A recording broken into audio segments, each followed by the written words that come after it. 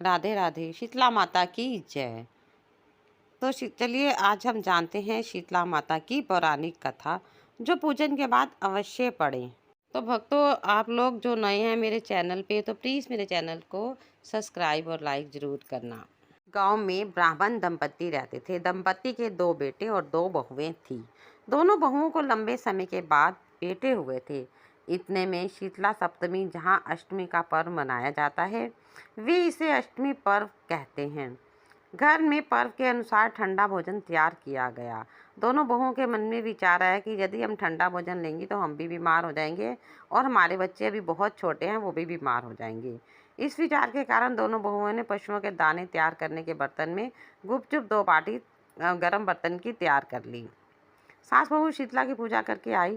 शीतला माता की कथा सुनी। बाद में सास तो शीतला माता के भजन करने के लिए बैठ गई। दोनों बहुएं बच्चे रोने का बहाना बनाकर घर आ गई। दाने के बर्तन में गरम गरम रोटा निकाले, चूरमा किया और पेट भर खाना खा लिया। सास ने घर आने पर बहुओं से भोजन करने के लिए कहा। बहुएं ठंडा भोजन करने का दिखावा करके घर के काम में लग गई। सास ने कहा, बच्चे कब से सोए हुए हैं, उन्हें जगाकर भोजन कराओ। बहुएं जैसे ही अपने अपने बेटों को जगाने गई तो उन्होंने उन्हें मृत पाया। ऐसा बहुओं की करतूतों के कारण शीतला माता के प्रकोप से हुआ था। बहुएं विवश हो गई। सास ने घटना जानी तो बहुओं से झगड़ने लगी। सास बोली कि तुम दोनों ने अपने बेटों की बदौलत शीतला माता की अवहेलना की है, इसलिए अपने घर से निकल जाओ और बेटों को जिंदा स्वस्थ लेकर ही मेरे घर पैर रखना। अपने मृत बेटों को टोकरे में सुलाकर दोनों बहुएं घर से निकल पड़ी। जाते जाते रास्ते में एक जीव वृक्ष आया। वह खेजड़ी का वृक्ष था। इसके नीचे ओरी शीतला दोनों बहनें बैठी थी। दोनों के बालों में विपुल पर नाम में जू थी। बहुओं ने थकान का अनुभव भी किया था। दोनों बहुएं ओरी और शीतला के पास आकर बैठ गई। उन दोनों ने शीतला ओरी के बालों से खूब सारी जुएं निकाली। जुओं का नाश होने से ओरी और शीतला ने अपने मस्तक में शीतला का अनुभव किया। कहा, तुम दोनों ने हमारे मस्तक को शीतल ठंडा किया है, वैसे ही तुम्हें पेट की शांति मिले। दोनों बहुएं एक साथ बोली कि पेट का दिया हुआ ही लेकर हम मारी मारी भटकती हैं, परंतु शीतला माता के दर्शन हुए नहीं है। शीतला माता ने कहा कि तुम दोनों पापनी हो, दुष्ट हो, दूर दूर हो जाओ, तुम्हारा तो मुंह देखने का भी योग्य नहीं है। शीतला सप्तमी के दिन ठंडा भोजन करने के बदले तुम दोनों ने गर्म भोजन कर लिया। यह सुनते ही बहुओं ने शीतला माता को पहचान लिया। देवरानी जेठानी ने दोनों माताओं का वंदन किया। गिड़गिड़ाते हुए कहा, हम तो भोली भाली हैं, अनजाने में गर्म खा लिया। आपके प्रभाव को हम नहीं जानती। आप हम दोनों को क्षमा करें, पुनः ऐसा दुष्ट कृत्य हम नहीं करेंगी।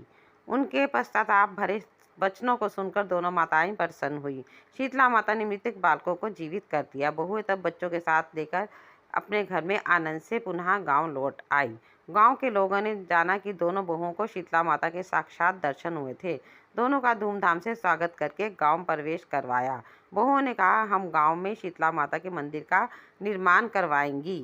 चैत महीने में शीतला सप्तमी के दिन मात्र ठंडा खाना ही खाएंगी। शीतला माता ने बहुओं पर जैसी अपनी दृष्टि डाली, वैसी कृपा करके माँ शीतला सब पर ही अपनी दृष्टि डाले। श्री शीतला माँ सदा हमें शांति, शीतलता तथा आरोग्य दे। शीतले त्वं जगन माता, शीतले त्वं जगन पिता, शीतले त्वं जगद्धात्री, शीतलाय नमो नमः। बोलो शीतला माता की जय। शीतला सप्तमी अष्टमी का पालन महिलाएं करती है। मान्यता है कि इस व्रत की कथा को पढ़ने से, सुनने से दैहिक और दैविक ताप से मुक्ति मिलती है। साथ ही यह व्रत पुत्र प्रदान करने वाला है और सौभाग्य को देने वाला है।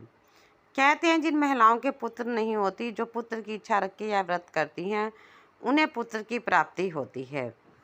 साथ ही इस व्रत को करने से मन शीतल रहता है। इसके अलावा चेचक से भी मुक्ति मिलती है। तो ये वीडियो मेरी यहीं तक थी। उम्मीद करती हूँ आपको बहुत पसंद आएगी। मिलती हूँ आपको मैं अगली वीडियो में, तब तक के लिए राधे राधे।